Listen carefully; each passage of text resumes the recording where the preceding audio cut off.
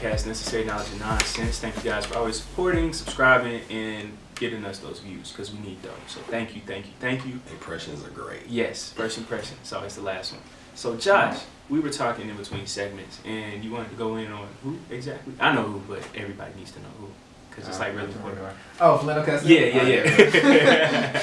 Yeah. I mean, it's not a laughing matter at all, but thing being spoken is that it's so sad that like we see the same thing that's going on time after time after time. Oh yeah, I mean, you are literally in a society that's deeply rooted in hate. Yeah. And you know, it's very much a misfortune that we've gotten to a point, you know, where you can have social media, literally interactive social media, literally doing stuff in real time, and people are still hurt. They're still murdered. Their lives have no value. I mean, it's annoying, you know, listening to verdicts being passed down in all these different courts where it's obvious, you know, people are literally being knocked off at a surprising, alarming number. I think there was something this morning where the parents of Philando Castile got like $3 million. Yep. Nothing can bring back life. Like, I mean, there's no amount of money that you can give anybody. Yeah. If we're gonna talk about it, like $3 million isn't even enough for like it's not that much. That's not. It's not. Taxes and all that's not that enough. You have the attorneys, lawyers. Yeah, I was just about to say that. But I mean, more importantly, I mean, just looking at this, I was really disappointed. You know, listening to. I mean, the one thing that I really think that I really just don't like is this idea of being afraid and fearing for your life. You know, you put yourself on the line every single day doing that type of work, but that's a choice. I was just about to say, like, you chose that to field. Physically go into that career, and if it's to a point where you can smell marijuana and that prompts fear, you literally need to reevaluate your situation and try to figure out another career change. I mean, I can't tell you how many times as a writer I've been around marijuana smoke. Right. You know, that's just a frequency. I mean, I'm never really fearing for my life going out doing anything like that. I mean, I've definitely been in some situations where I might have not been in the best neighborhoods. Right. I might not have been around the coolest people necessarily, but never to a point where I fear my life. I mean, for God's sake, this man met Snoop Dogg on multiple occasions. That's true. I think we know he smelled marijuana. Yeah, I mean, exactly. Yeah, I mean, contrary to what people will say, I mean, drugs have always been a part of rock and roll. So R&B. That's literally been all throughout. As Andre 3000 said, all my heroes did dope. Wow. Which is a factual statement. Yeah, I mean, even Martin Luther King smoked cigarettes. Like, everybody got advice. Aretha Franklin smoked cigarettes. It's just like, it's okay. You know, but I just think we have to really still, again, this is a reason why you guys have a platform like this. You have to be the people to talk about these things. No different than you talk about the entertainment culture and all the stuff that we celebrate. You also have to be the person to bring the issues and put them on the table. Yeah. That's also going to allow people to really gravitate towards what it is you're doing because it's a well-balanced diet. You know, like I said, to whom is given, much is required. You definitely have to be the people to really amplify this, and you have to let folks know that you understand how they feel. I mean, particularly as men of color doing media, that's really something that I'm very passionate about. Making sure that you guys utilize the creative space and you're utilizing words and you're utilizing images to really build an identity for yourself. But really to speak for the community in which you originate from. I mean, you have to think, going back to looking at things like Freedom's Journal or the Pittsburgh Courier or the Chicago Defender or, you know. We had people like Samuel Cornish, who started that. You know, these guys literally risked their lives. Right. Had, you know, technically their offices burned down and literally almost were lynched and killed in some cases and literally beaten up for putting news out. News that affects people. A simple thing. You know, something that's a basic human right, the right to be happy and the right to be informed and the right to be heard. So inform people, Yes, you know, anything like what we were just speaking on, I definitely think is key. You know, you have to prepare for war in the time of peace too. Like, even when things are not happening, you still have to pull out the stats. You still have to tell the stories. You still have to interview people who got lost in the prison industrial complex. You should be interviewing nonprofit organizers that are doing things to alleviate criminal justice or really helping to build policies. looking at different digital platforms such as the Equal Justice Initiative's Lynching in America, a partnership that they have through Google.org that really looks at the history of lynching and brutalizing black people and how that runs a parallel line with the prison industrial complex, because there really are deeply embedded roots in this country that really transcends time. Racism has not died at all.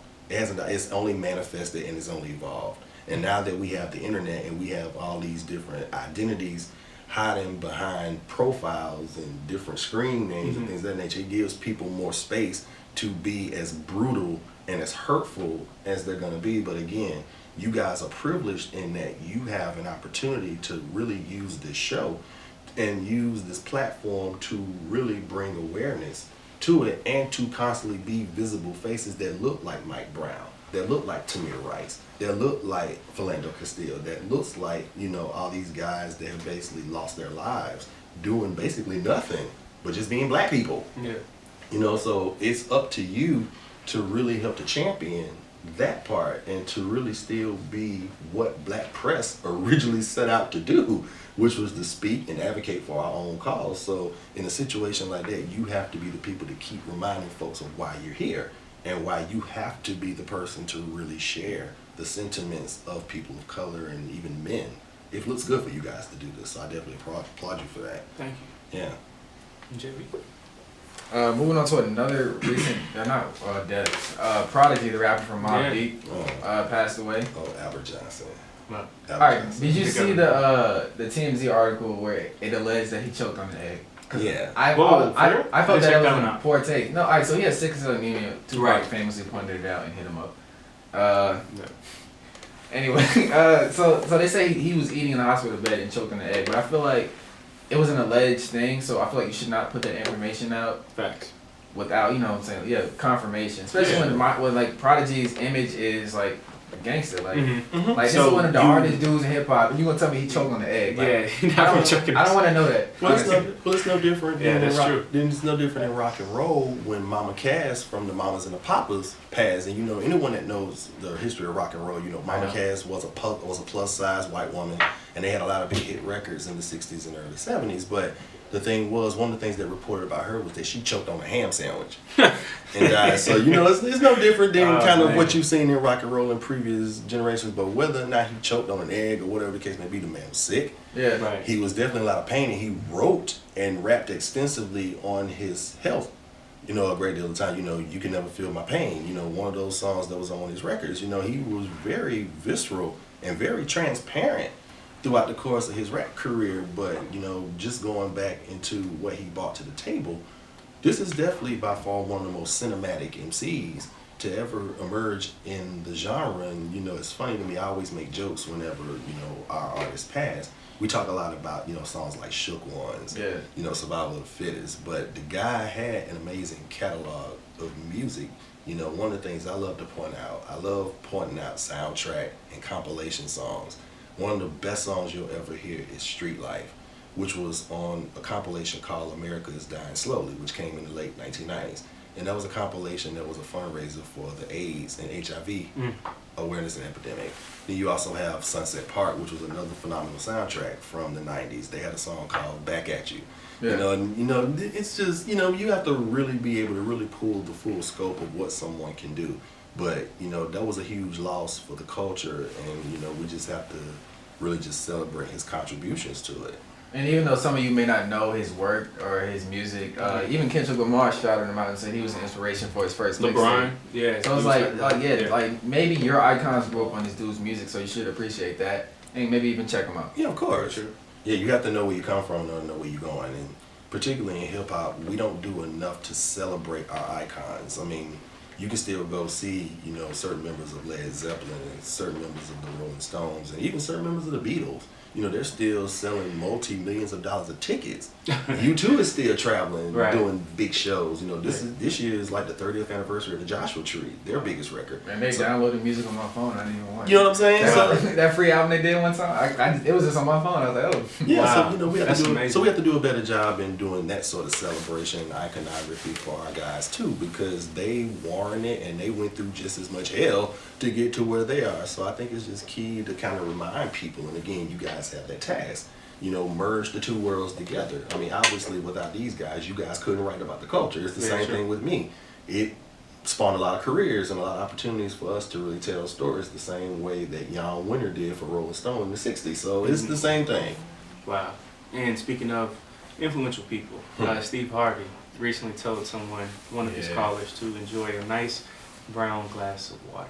And the guy was apparently calling from Flint, Michigan. So how do you feel about that? Although, Steve, he did supposedly donate to Flint, but still. Sure.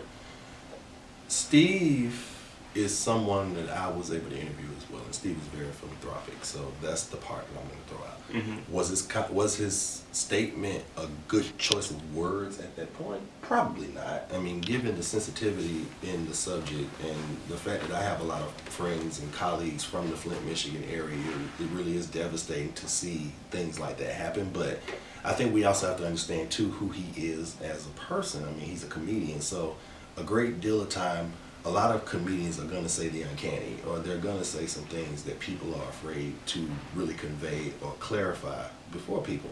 But I think we also have to be mindful of the fact that, it's okay to feel offended by it, but we have to also understand that you sometimes have to laugh to keep from crying in any given situation. And black people especially, we've always had to use our humor and our wit to overcome any devastating situation.